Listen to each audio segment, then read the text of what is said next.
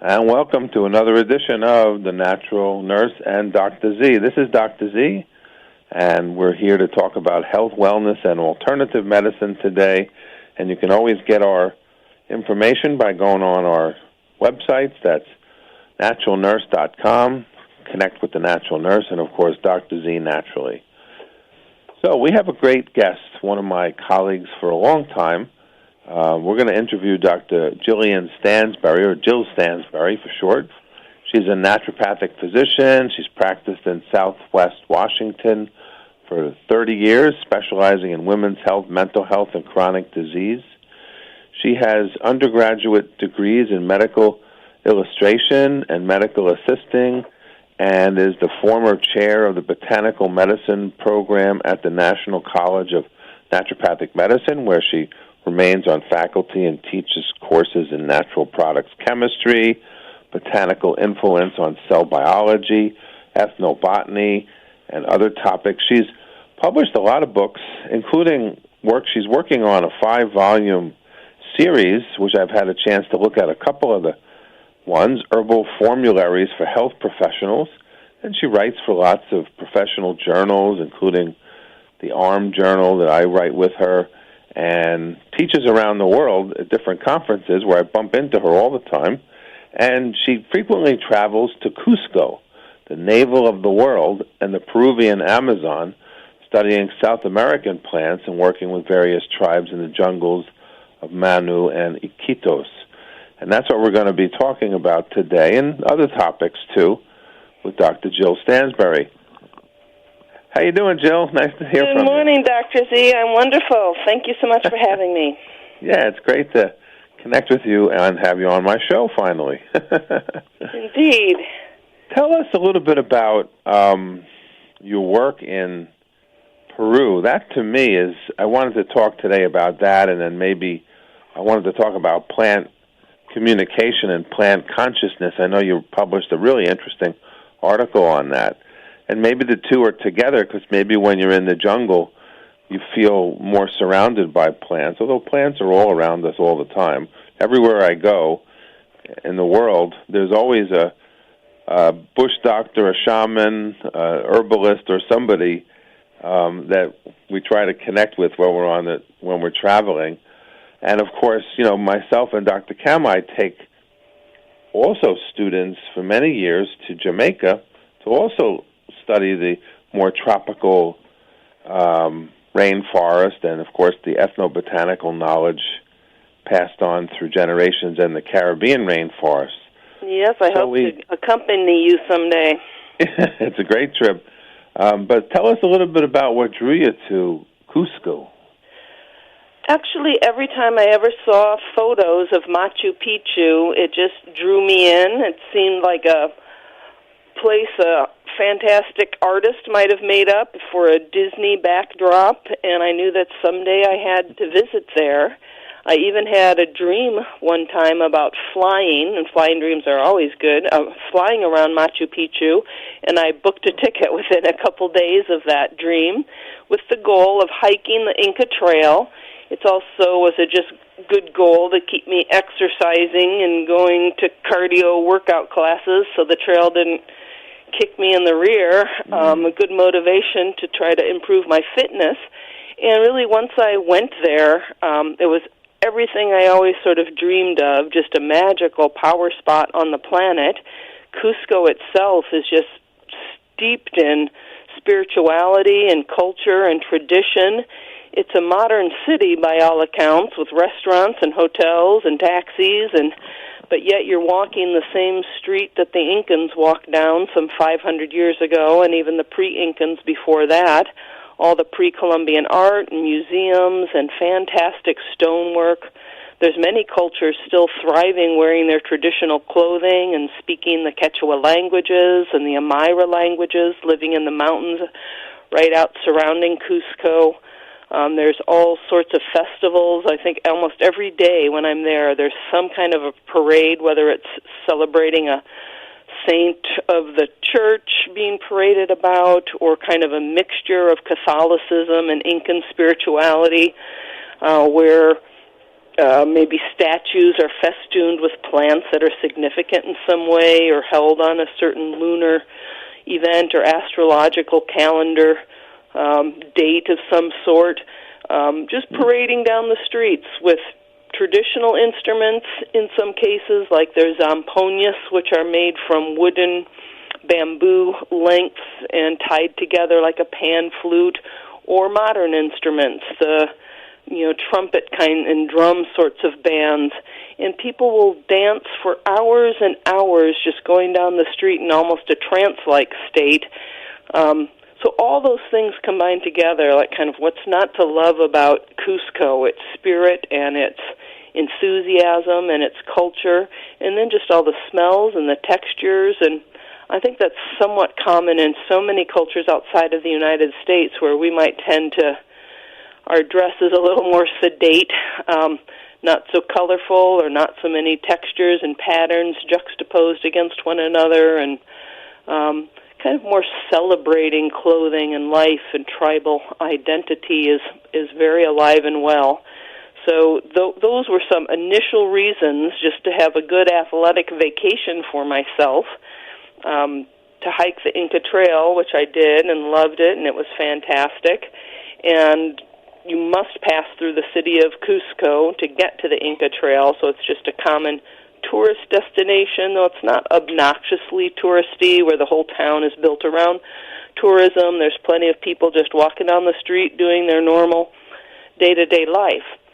And also on that first trip, I wanted to get down to the jungle to see the tropical plants, which I had only done a few times in Mexico and Hawaii, perhaps, and certainly not the Amazon. So I got myself down to the Manu National Park, and it was only a week trip, maybe even less than a week, but that was fascinating to me as well, just the density of the plant life, and even the bugs and the snakes, they're certainly there, but I enjoyed seeing all of those creatures and butterflies and just the extreme biodiversity. Manu is one of the most biodiverse places on the planet, and it also is one of the most undeveloped, which is why, of course, it's biodiverse. It hasn't been corrupted by roads and deforestation and things. There are even uncontacted people who live right outside of town, really, some of the tiny towns, and prefer just to live in isolation and seclusion, much as they have lived for the last 1,000 years, without clothing and without much modern implementation. That's rapidly going to change, I'm sure, especially with what's going on in Brazil and the efforts to remove some of those indigenous peoples from the Amazon forcibly. But that is the difficulty of getting down to Manu, and its remoteness is the perfect place to study ethnobotany, and it is what has allowed some of these people to live traditionally, and that's what allows me to study people who have lived traditionally and kept some of their plant medicines alive. And along with that, as you said in your introduction, is a lot of ideas about plant spirit medicine and just the different cultural context in which people use plants. Certainly people don't know the scientific names of things or identify chemical constituents. It's so different than the pharmacological model. It's hardly akin in some circles. For example, some plants might just be put into a bath of water, and you're not really even trying to extract the chemical constituents. You almost like sprinkle the herbs in to allow the water to absorb the energy of the plant, and then you bathe in it, or it's just simply sprinkled on you by the shaman or poured over your head for a cleansing ritual. And me being so involved in the academic world for some 30 years, I haven't really taught that way for the most part. It might be mentioned in passing, and you certainly wouldn't do that in certain academic circles. It would be a good reason to get uninvited from your teaching post to go too far off in the direction of plant spirit medicine. But it is an entirely different way of approaching plants. I do believe it's every bit as valid of a way to relate to plants and relate to healing. And so that has been a whole new world for me to explore as well, in which you mentioned just the way that we might embrace healing from different perspectives that are not entirely based on isolating an active compound and concentrating it and giving it in a certain dose. Instead, a very common method of plant spirit medicine might be to work with the plant as a living being and invite it into your body, where this being is going to kind of set up residence and have a connection with you, so that, like picking up the telephone to call your best friend at a stressful time in life to get some emotional support, it's believed that you can always be allied with this plant friend. In the spirit, you are connected, so that when you're needing those energies or that wisdom or the skill set that that plant possesses, you just have to kind of think of it and bring it to mind, and having that connection, kind of ask it, pray to it, give it permission to kind of shift your thoughts or shift your physical ailments, and use the spirit of that plant as an ally to heal. And so when you first got down there, you kind of went down there as, in a way, sort of an eco-tourist. And how did that kind of morph into you actually wanting to teach down there and bring folks down there and do your trips down there? Yeah, that's been a whole 15-year-long transition. Mm-hmm. So you're right. I went first just to observe and see and experience and have a wonderful adventure for myself. And as soon as I returned home, I couldn't stop thinking about the magical jungle and all of that beauty and the powerful people who lived there and knew the plants and connected. And so I just kind of offhandedly was thinking, well, if I would go back, maybe when could I go back? Well, maybe I could go back at Christmas, or maybe I could go back at summertime, or maybe this date. Well, I wonder how much a ticket is at this date. And so within 48 hours of returning home, I had booked another flight down. It was a good 6 months out to allow me to figure out, well, now how am I going to do that? I bought a ticket. And it just seemed to be calling to me like a jungle vine had wrapped around my ankle and was pulling me back. And so my second trip down there, I actually purchased a humble home. It was just a little shell of adobe blocks, kind of set up as a 2-story box, basically, with a little ladder going through a hole in the floor up to the second story. The floor was dirt. There was no electricity, no running water. It still has no running water, as a matter of fact, but I've solved that somewhat. The windows were just holes in the walls with some plastic sheeting nailed around the hole. So I bought that very humble home, and each trip for 3 years I slowly fixed it up to put in electricity and put in a floor and put in stairs that weren't just a ladder, and to put in actual windows. And in some way I've kind of raised it up to the gringa standards that I'm accustomed, with a stove and a refrigerator and all that, and even carpet upstairs, which is kind of outrageous. But anyway, that was one of my adventures, is just settling into a base camp. And of course, I didn't even speak Spanish my first trip down there. I had studied up ahead of time and made it about 75% through a high school textbook, and that was on my own. So I tried to use those skills as I traveled with my first trip, but certainly the process of meeting people and building this house, I was forced to go buy things and talk to the neighbors, and just bit by bit my language skills naturally improved from just being in the trenches and learning through experience, the immersion method. But also I approached the Amazon Conservation Association, which is a nonprofit organization aimed at preserving the Amazon, the forests, the plants, the animals, and including the people who live there. And they have office in Washington, D.C., as well as they have research centers at several places throughout the Amazon where people do climate research, or people who are getting their PhDs might do a research. I've met people doing woolly monkey research. I've met people doing ant research. I've met people doing obligate pollinators for the Heliconia genus, and just all kinds of really niche research goes on at these facilities, as well as just trying to understand the importance the rainforest plays in climate stabilization and nitrogen fixation and CO2 cycles and things. So it always is fascinating mealtime research or conversations when you meet with those researchers from around the world. But I approached the Amazon Conservation Association, who also have just an administrative office in Cusco, and told them that I would really like to study ethnobotany.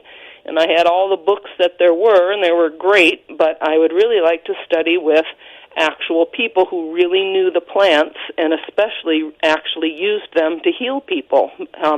Still kept some of that traditional wisdom alive in a clinical context, and were kind of practicing clinical herbalists. And did they know anybody?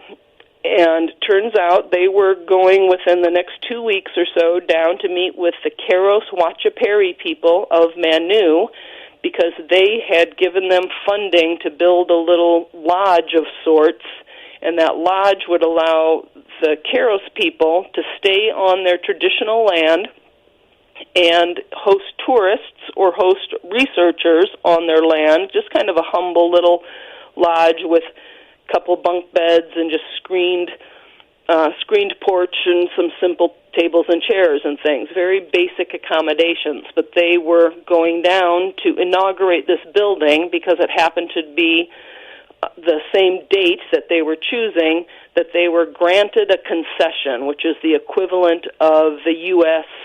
Native American reservation, kind of the line on the map, which is delineated to be the actual Keros tribal land. And so they need to use their land, or this concession will be taken away. And they are losing families wanting to stay there on the land because life is hard. It's somewhat easier to go to the nearest town and get a job in a restaurant or get a job selling CDs. A lot of poor people kind of make their living just changing goods and reselling them, maybe buying a whole truckload of toilet paper if you can get that much money, and then marketing it up maybe 25 cents, and then you end up making $30, and then that pays your basic living expenses and so on. So a lot of people just find ways to eke out a living in cities by reselling goods, or maybe working in a restaurant, or maybe cutting down the forest and selling forest products. So the Amazon Conservation Association was giving the Wachaperi people a means to stay on their land, to maintain their political good standing, to be using their land sustainably and keep their concession. So I said, you bet, I'd love to go.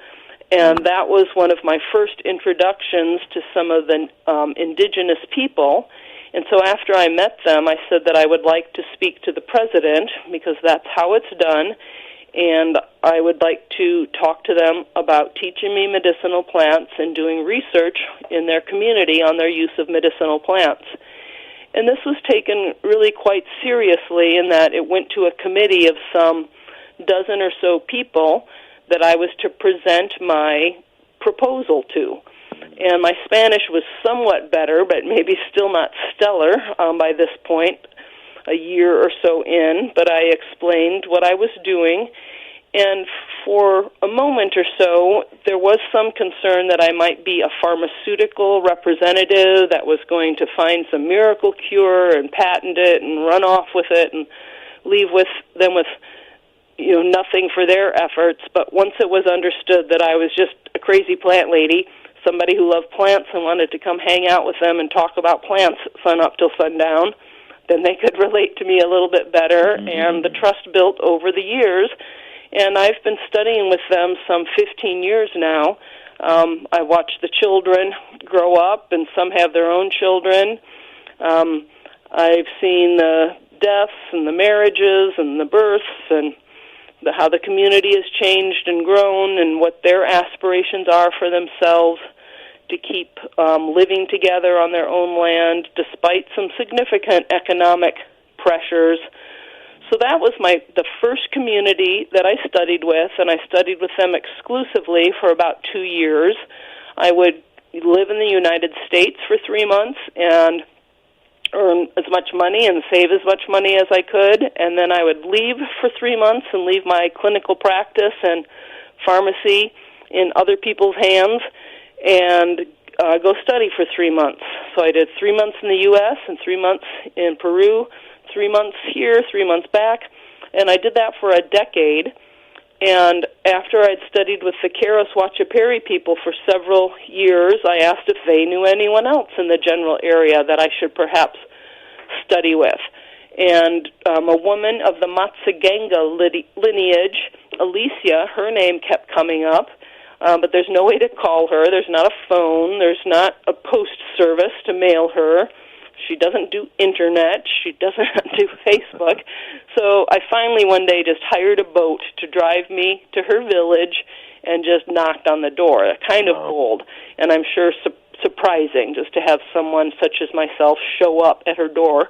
But I explained that I've heard her name and I was coming back in another month, and could we plan ahead to study with her? And of course I would pay her for her time, and I always pay the Keros people, of course, for their time.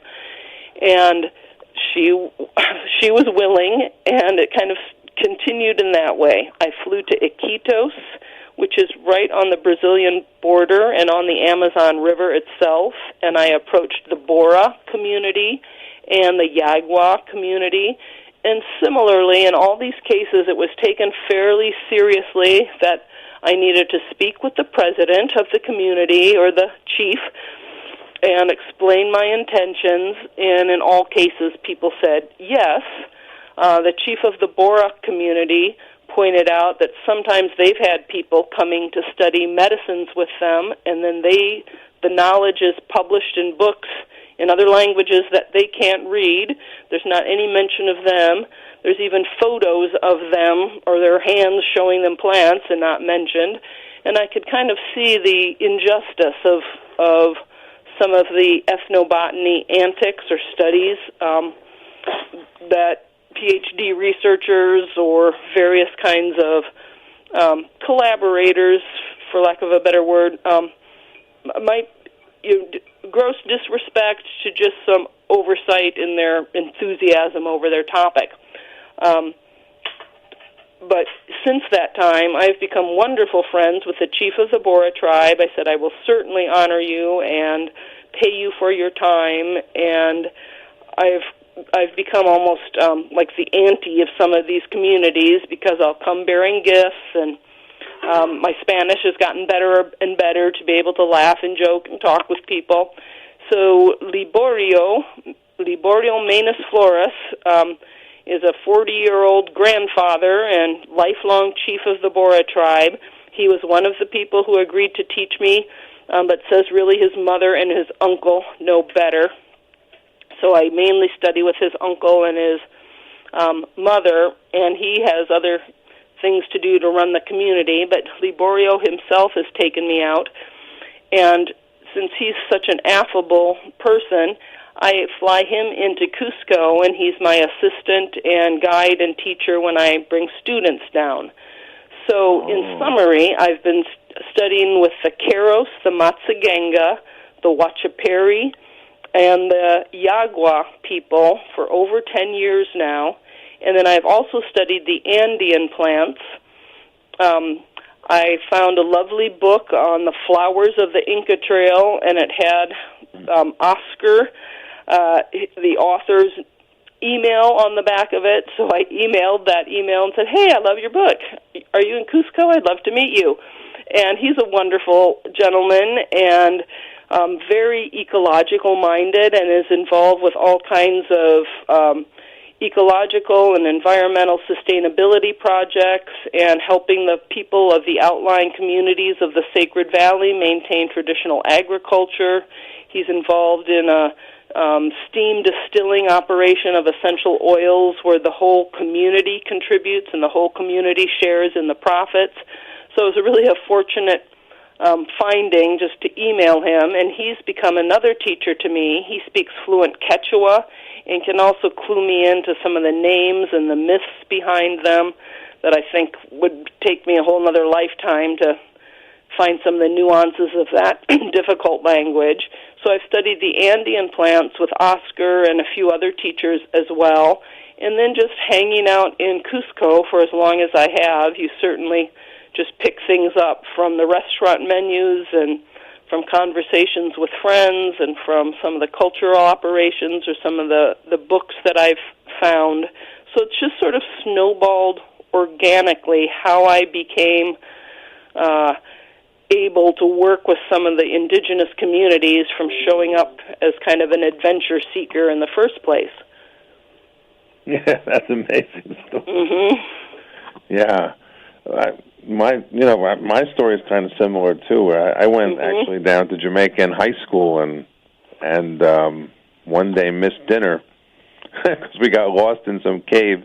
And when we came back, one of the local Jamaicans cooked us food, and that's how I got a chance to meet him. And then later on found out that he also was a community doctor and shaman and invited me back. And it's interesting you mentioned like what I call ethical ethnobotany.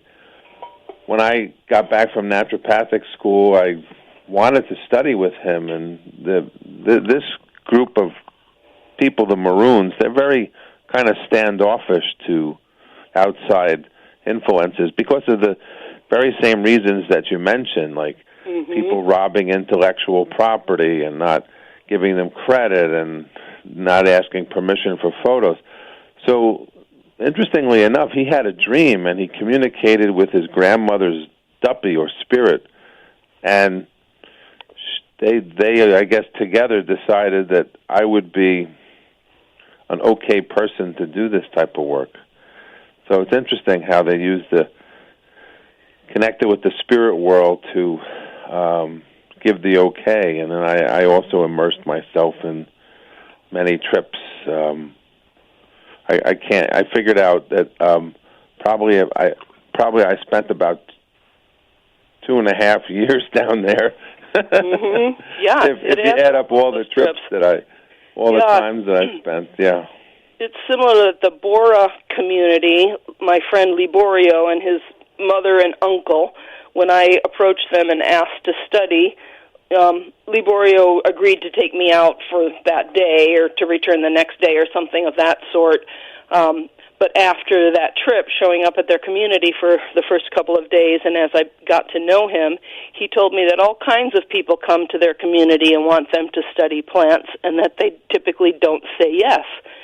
And I said, well, why did you say yes to me? And he said, my mom could tell you just loved plants. Oh. And I guess it takes one to know one. Right. So we're going to take a break and maybe switch gears, talk a little bit about maybe communicating with plants and the intelligence of plants and some of the, particularly the one interesting article you wrote called Plant Intelligence, a philosophical discourse on cognitive awareness in plants. And we'll also find out more about how folks can travel with you maybe to South America. It's on my bucket list too. Wonderful. So we'll play one of our natural medicine chests and some station IDs, and we'll return with Dr. Jill Stansbury. You're listening to The Natural Nurse and Dr. Z. Stay with us. This is Karen Hartglass, host of It's All About Food, and you're listening to PRN, your source for progressive, up-to-date, and inspirational information on nutrition and health. On this edition of the Natural Medicine Chest, we'll discuss the folklore, history, chemistry, and medicinal applications of the common kitchen herb, thyme. The common culinary spice known botanically as Thymus vulgaris is only one member of a large genera which includes over 400 species and even more varieties. The Thymus genera is originally native to the Mediterranean region and is a perennial plant which grows wild in usually dry, sandy soil, green heaths, and grasslands.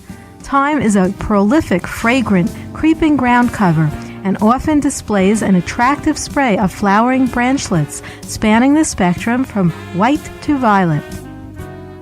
There is considerable debate amongst historians as to the origin of the name thyme. Some believe it to be from the Greek thymen, meaning to fumigate or to burn a sacrifice, because it was used as a sweet-smelling incense and also to keep pests and venomous creatures away from the Greek home.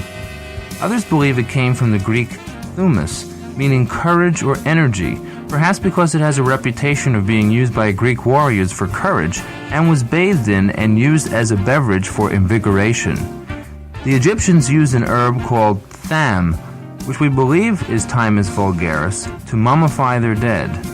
The principal chemical constituents of thyme are the volatile oils consisting of phenol, thymol, and carvacrol. A 1977 article in the scientific journal Chemical Abstracts revealed that thymol's antimicrobial activity is 18 times more powerful than phenol. Phenol is a major antiseptic used in commercial germicidal cleaners like Lysol. Thymol is one of the most potent antimicrobial substances known and far surpasses even the strongest antibiotics. It has been illustrated in the Journal of Chemistry and in the Merck Index of Drugs and Chemicals to destroy parasites, worms, fungi, bacteria, mosquito larvae, and many viruses. The pharmaceutical and cosmetic industry is privy to the important medicinal effects of oil of Thymus vulgaris. It is ubiquitously found in gargles, cough drops, vapor rubs, and many mouthwashes. Oil of thyme is to be used, albeit very sparingly because of its potency, as a gargle or mouthwash for sore throats and inflamed gums. Because the volatile oil is expelled via the lungs and kidneys, naturopathic physicians use it for upper respiratory infections and urinary tract infections. If you're in the midst of a cold and are lying in bed with too much thyme on your hands, try making a thyme tea made with just a few teaspoons of thyme to a cup of boiling water. It's an excellent diaphoretic because it causes the body to perspire profusely. Thyme also possesses an excellent carminative and antispasmodic effect, helping in poor digestion, flatulence, and intestinal gripe. So, listeners, if you're feeling ill, thyme heals all wounds. Remember to reach for that thyme in a bottle the next time you open up the Natural Medicine Chest. You are listening to PRN, Progressive Radio Network.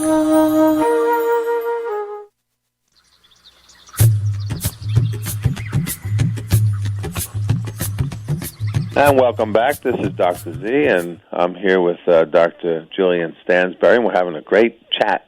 And that's interesting. That's a good segue to the name of her article that we're going to talk about. So it's called Plant Intelligence, a Garden Chat, and it's a philosophical discourse in cognitive awareness in plants. So tell us about that, Dr. Stansbury or Jill. We've got lots of plants out there, and what do you mean by plants are intelligent? That's almost like a anthropomorphic term for describing it. It's intelligence at a different level, right? It is.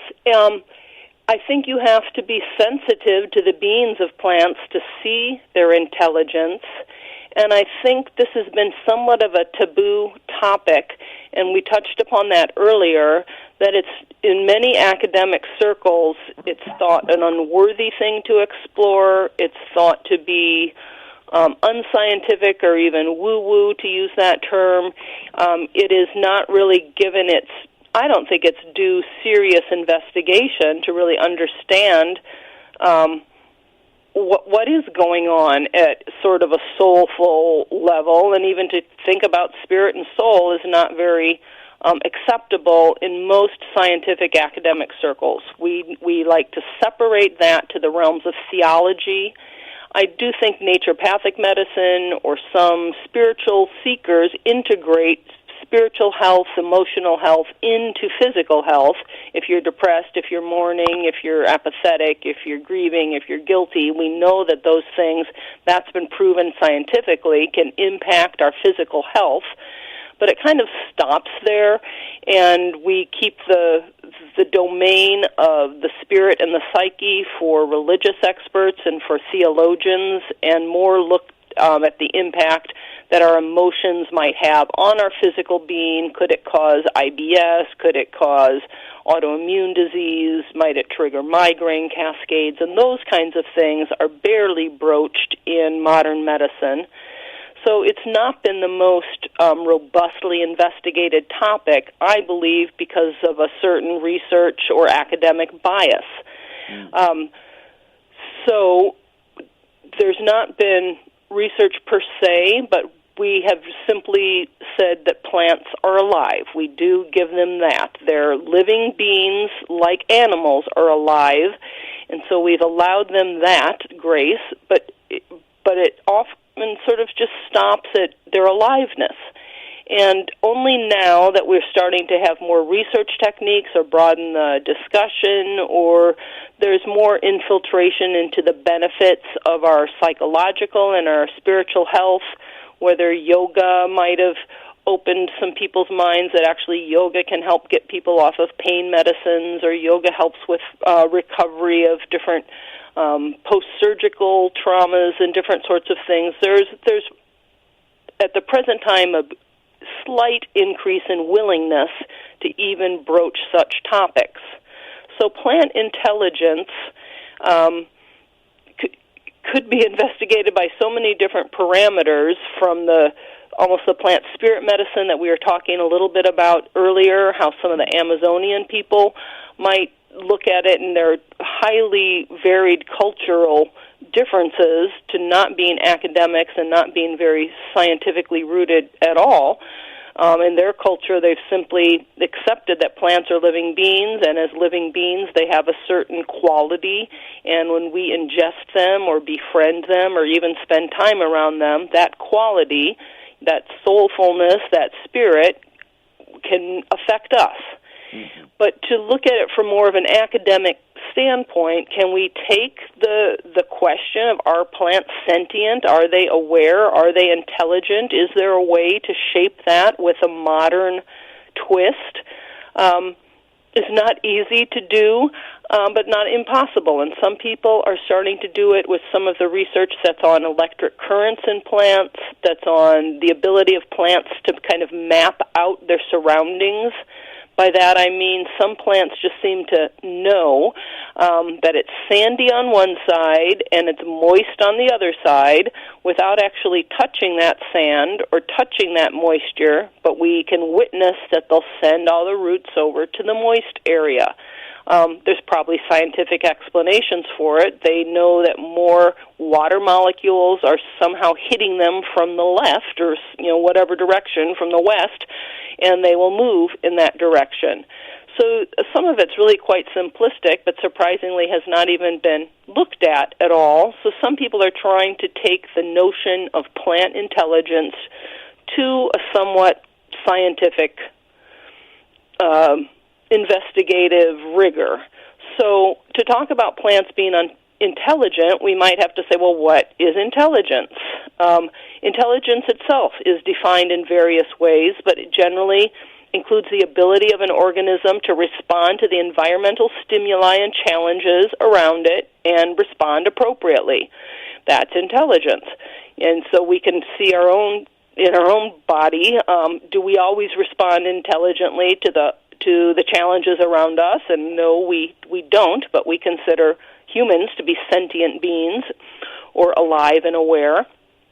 The biological functions that enable living systems to respond intelligently, we have to be able to receive or perceive different stimuli or sensations, and then interpret those sensations, and then learn what those sensations represent, and maybe even have a memory. Well, last time the riverbank flooded, Half of my species died, so this time when the riverbank floods, I'm going to shut up all my water-taking mechanisms and see if I can survive this one. That kind of informed decision-making, if you will, in a way to problem solve in a creative way. So the evolutionary perspective is that intelligence involves some kind of a pattern recognition in just this most simplistic form. Lots of rain, do this. No rain, do that. And the more information and the more complex the patterns are that can be processed, the more and more complex the organism itself will become. So different life forms can evolve and become specialists in their problem solving. They can problem solve living in a salty soil, in a dry soil, in a wet soil. They can problem solve bright sun and no shade. They can problem solve heavy shade. And so if plants can creatively find ways to survive, that gives them certain qualities, drying qualities, moistening qualities, water-holding qualities, water-dispelling qualities, and that brings us to some of the ideas in Chinese medicine or Ayurvedic plants. We can use drying plants to cure damp conditions in people, and we can use moistening plants to treat dry conditions in people. That's pretty simplistic and straightforward. It doesn't really address are plants sentient or intelligent in so doing, but it can give us examples of plants that have these qualities because they themselves have had to develop or creatively problem solve and become imbued with certain qualities. Next, let me just talk a little bit about neurobiology in plants. This is interesting because we don't think, or we know that plants don't have a brain per se to integrate all of these sensations and processes. They don't really have a nervous system where an ion kind of flows down a nerve or a neuron and enables a certain endpoint reaction, whether it's a muscular response or an organ response or some sort of a chemical response. But we know that plants yet are sensitive and respond to stimuli. So in some ways it's odd that we haven't really explored that in a deeper way, that plants do seem to respond, and so they do possess some kind of a nervous system equivalent, although it's not a brain and neurons, so very different than animals. Animals, of course, mammals especially, have brains and nerves and neural nets that enable their memory and learning. And even though plants have no such discernible equivalent organs or tissues, they still appear able to display behaviors in response to certain environmental cues, and you can even say that they remember. So rather than under the direction of a neural net, plant tissues appear to act in coordinated, somewhat holographic ways, and we think that might be through their water signals being all connected, something integrated signals and responses that do include electrical signals. Even though those electrical signals are not flowing down nerves, those electrical signals might be passed through the plant tissues themselves. One researcher, or a number of researchers, point out the molecule auxin. Auxin might be familiar to some horticulturist or botanist because we know that it's plentiful in root tips and it's involved in stimulating the high rate of cell division to allow roots to grow quickly. Or if you're a horticulturist, you can even purchase dry auxin powder and sprinkle it on a root that you've cut into tiny pieces to try to help it grow and thrive more quickly to propagate plants. But auxin also seems to mediate the flow of different chemicals that are packed into little vesicles, just like our neurotransmitters in the brain, our serotonin and melatonin and acetylcholine and so on, get packaged into a little membrane sac known as a vesicle, and it travels to the end of nerves, and when an electrical signal stimulates it in such a way, it will be released into the nerve synapse to propagate the nerve signal, and is a way that we transport information and respond to stimuli in the body.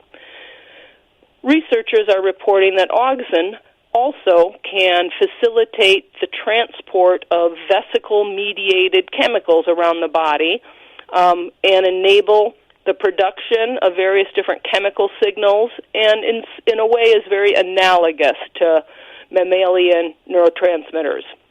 In fact, almost all of the known neurotransmitters that I just mentioned, serotonin and acetylcholine and so on, are found in plants. They're not really concentrated in a brain, but you do find the same substances and their precursor amino acids and things in plants. And as with animals, plants' genes may be up or down regulated in response to different stresses such as dehydration or overhydration, hot temperatures, cold temperatures, different tactile stimuli, different environmental cues. For example, one plant people might be aware of is the so-called sensitive plant. The Latin name is Mimosa pudica, and pudica in Latin means bashful. This is the plant, the little feathery, low-growing plant that if you touch its leaves, it will close immediately. But if you keep touching it and touching it, it knows, oh, this isn't really a threat. This is some guy poking its finger at me, and it will stop responding. It can figure that out. So some of these obvious sensitive plants have been tested, and we know that they will respond to electrical stimuli. And since it's been found that not just those obvious responders that we can observe with our eyes, but it's since been established that all plants are electrical active. So now we have a new field emerging called neurobiology in plants and applying it to plants. So it's still rather new plant research, but we're exploring the realms of neurobiology in plants because they do indeed respond to a variety of stimuli, and it seems to be that signal gets propagated through plants by electromagnetic webs that are set up through water, where the slight differences in the arrangement of water can propagate these signals in a holographic way. This is a little hard to do just with talking because visuals are so helpful here. Yeah. But water, if you imagine a snowflake would be frozen water patterns, and it's said that each different snowflake is unique, and what makes them so unique is just the happenstance of how maybe the first two little water crystals froze together, set up a certain vibration or a certain pattern or rhythm. And as each new water molecule settles, because water is electromagnetically active with the oxygens setting up one pole and the hydrogens and their ions having a positive pole on the other side, they will arrange themselves in a certain manner to keep the positive and negative poles apart as much as possible. And in the freezing of snowflakes, you can witness visually that each unique snowflake can be patterned in a different way that just allows those water molecules to set up with a certain vibration. So if we use that as an analogy, plants hold water and molecules in a semi-crystalline array rather than frozen like a snowflake. That pattern is there but kind of jiggling or flickering, where that vibration is a semi-crystalline sort of structure. So rather than having discrete organs like a nervous system, it seems that plants, through these flickers and waves, kind of set up an order or a pattern in their molecular network, and that allows plants to be every bit as electrically active as animals, it seems, and even tactically respond to touch like the bashful plant, the sensitive plant. So there's a lot of similarities, actually, even though there's no brain and nervous system that can allow some of these ideas. And how about communication? I remember when here on the East Coast, when the oaks were being threatened by the gypsy moth invasion, eventually some of them figured out a way to repel the moth, and they communicated it all to their brethren and sistren trees, and then they all simultaneously developed this chemical defensive thing, and it just wowed the scientists. It's fascinating indeed, and people are still researching how that happens. I can remember one of my earliest herb teachers, our beloved Cascade Anderson Geller, who has since passed on, but I remember one of the early herb classes saying that a plant might become more bitter because it's heard the rumor that a herd of buffalo is passing that way. And it so kind of shook my worldview that I pondered it just at odd moments. That statement would come back to me, and now I believe that is certainly true, that plants will communicate to one another through different stress signals, and it could be a different various molecules that are airborne, that can travel great distances, that are a kind of chemical informant. You need to raise your bitterness. You need to produce an anti-insect repellent chemical. You need to prepare for heavy rain. You need to prepare for drought because it's happened to the north or to the east or what have you. It also thought that it might be facilitated through mycorrhizal fungi nets through the soil. We know that many different plant roots, there's just as much going on below the soil as you see above, and for many plants, a lot more below ground that's invisible to us, and even more so that many different roots will integrate with mycelia of fungi, and those mycelia are a superorganism that might spread miles and miles, so that if you think about all plants being connected underground and kind of sharing their secrets and rumors and information and what's going on above ground with each other below ground, it could be instantly sort of communicated that there's stressors. We need to change our developmental processes. We need to grow in this manner. We need to halt our growth. We need to produce certain chemicals.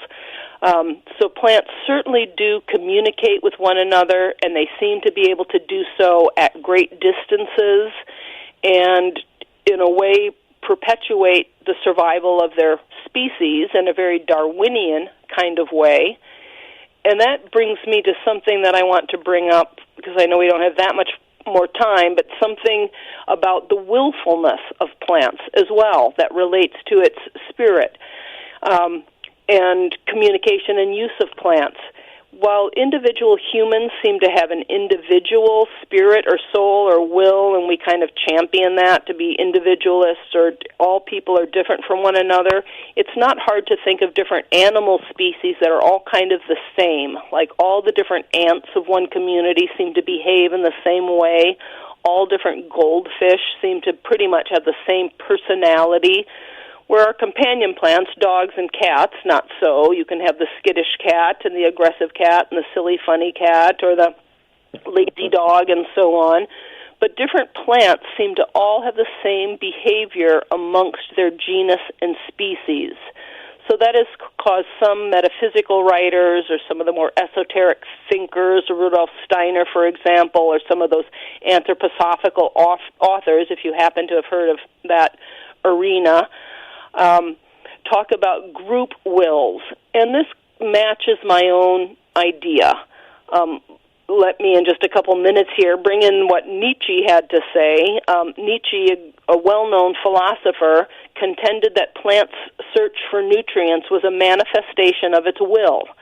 And my own studies have kind of overlapped with my influence from the plant spirit medicine concept of the Amazon and elsewhere, helped me to recognize that all plants exert a will to survive in creative ways. They understand those challenges we talked about, salt marshes, insect predation, and so on, and a myriad of other issues in their own unique ways to creatively see those patterns and problem solve. And the ways and methods that plants have evolved or expressed their will to find new ways to survive has given them skills, and then we could be so bold as to say personalities. And then that's what's not embraced by science, to take it that far.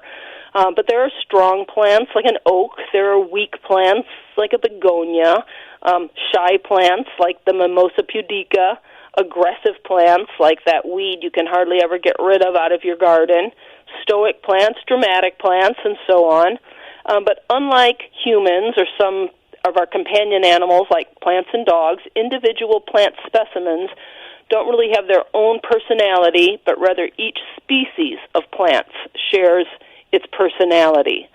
So when you really learn plantain, or when you really learn datura, or when you really learn any plant as a medicine, you know that you could go anywhere else on the planet and find a plantain that has that same quality and that same personality.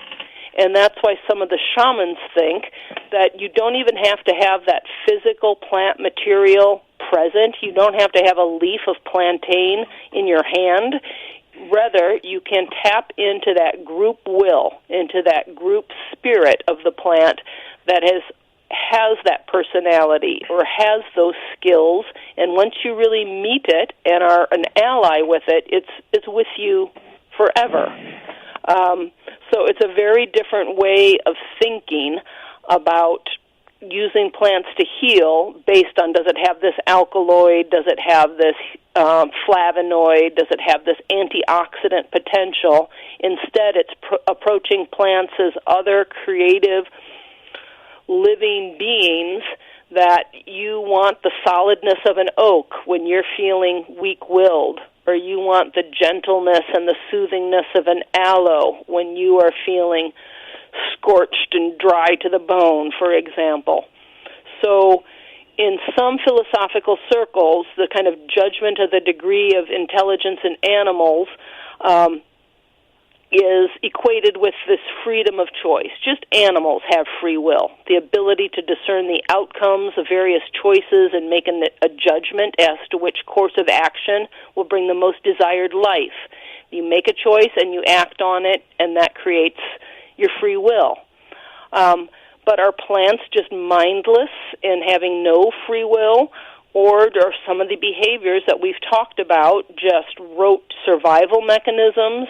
Or is there something going on in there, like the ghost in the machine? Is there something in their ability to perceive complex signals, interpret, and act upon them, not something just automatic and a survival knee-jerk reflex, but is that evidence of intelligence and awareness? And that is an interesting question. Well, where could folks contact you, Dr. Stansbury? We're running out of time now. You can reach me at Dr. Jillian Stansbury, with Dr. just spelled D-R, Dr. Jillian Stansbury, that's JILLIANSTANSBURY, Dr. Jillian Stansbury @gmail.com. I also have a website that has this plant intelligence article and many others on www.battlegroundhealingarts.com. And I live in Battleground, Washington, hence my Battleground name, battlegroundhealingarts.com. Well, I'm sure I'll be seeing you around the circuit. And thanks for joining us. It's been lovely, Dr. Z. I hope you have a wonderful day. Yeah, nice. Thank you so much. Great. Thank you. Bye-bye. Bye-bye. And that does it for another edition of The Natural Nurse and Dr. Z. Embrace your plans as we get towards summertime. Enjoy. Get outside and stay healthy, folks. Bye-bye.